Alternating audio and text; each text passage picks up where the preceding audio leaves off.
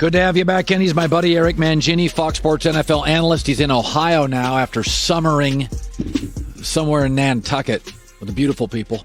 Eric's joining us via the Cowherd Global Satellite Network. All right, I was saying this. People think in Ohio, I don't like Ohio football teams, but I feel bad for Joe Burrow.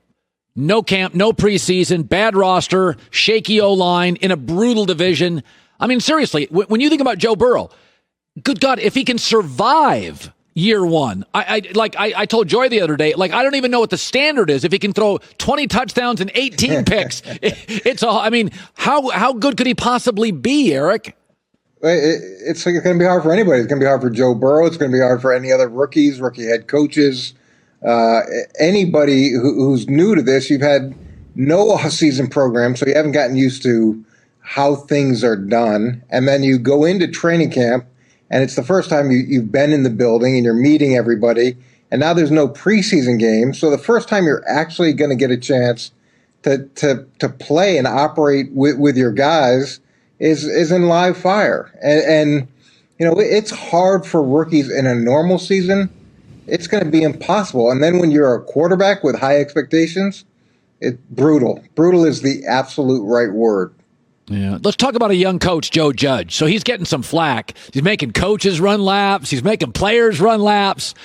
He's the former Belichick, assistant, disciple. Well, what do you make of that in New York? I have no problem with it. Look, I've been there. I've done that. And I know people get upset with it, but there's truth in sports. And if you want to be successful, you've got to be disciplined. You've got to have high expectations. And look at who's been successful in New York. It's been Tom Coughlin and Bill Parcells. And when you look at Joe's football fathers, he's had Nick Saban and Bill Belichick. And I had the same thing. I would say the one thing that I would caution Joe on is use all the things that you believe in and learn from those guys. But make sure you're doing it in an authentic way. Make sure you're doing it in your voice. And that's a mistake I made early on. I was hard because I believed in that philosophy, but I wasn't as authentic as I should have been in those early stages. And probably because I was young and, somewhat getting used to the role. So Belichick talked about, you were with the Patriots for a long time, have rings, multiple rings, about platooning people. The story today is Jarrett Stidham has not looked good. It's Cam's job. But what do you buy into this platooning stuff? Is that just one of his, look this way, go the other comments by Belichick? Well, the question was so perfect for Bill. They asked him, is this a possibility? And that's the perfect question. Everything's a possibility. That's the question he wants you to ask.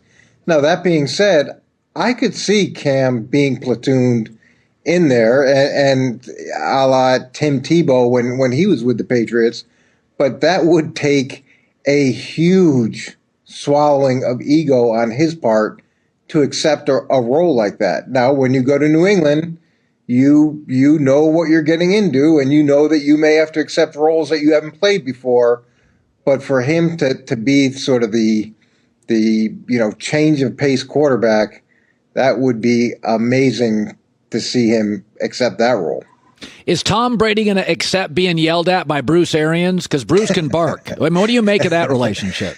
I think that's fine. I think that of all the head coaches that he could have had, Bruce has plenty of experience with some of the best. And it's an offensive head coach, and it's a guy who I feel Tom can probably learn a lot from and has a wealth of experience. So to have him be a little bit cranky and yell at Tom, I don't think that's a problem at all. I think Tom would listen to any head coach that he had, but Bruce does have a certain cachet that a lot of other guys don't have. Gronk's old now. Now, go back to your career. So when you get a veteran old player who is limited, but does bring things beyond just blocking and tackling, what's the value of a Gronk, a value of a Tony Gonzalez in his last year, the value of players who don't have the acceleration, the burst, maybe can't give you 14, 15 games. But what do you get out of those veteran players? Well, one of the things that you're hoping for is character and leadership, and Curtis Martin told me a long time ago that in the locker room, it's a lot like the school bus. There's no parents on the school bus, and a lot of the lessons are learned for kids. And it's the same thing in the locker room. There's a lot of things that go on in the locker room where especially young players learn from the players that are in there. So if you have guys who set great examples, whether it be performance, practice, studying, weight room, whatever way they contribute, for those young guys to get those lessons from a player, it's different than getting it from a coach. And ideally, you're going to get some pop from a playing perspective, too, in a limited role. You know, it's funny.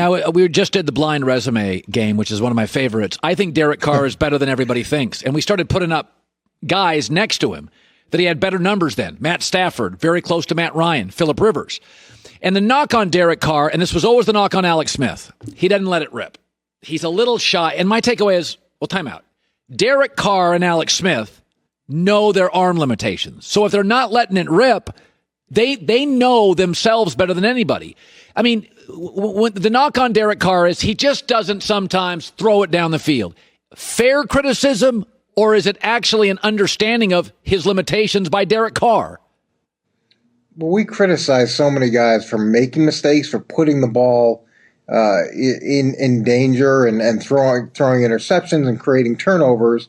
So to criticize a guy for being too conservative, I think that's a little bit unfair. He's also in a West Coast offense. A West Coast offense is not designed to have massive amounts of downfield throws. It's a catch and run offense. That's the design of it.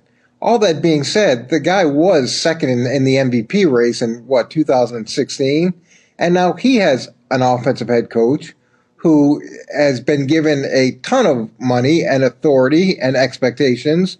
You would think that coach has some responsibility too to help, push whatever area of weakness Derek has along.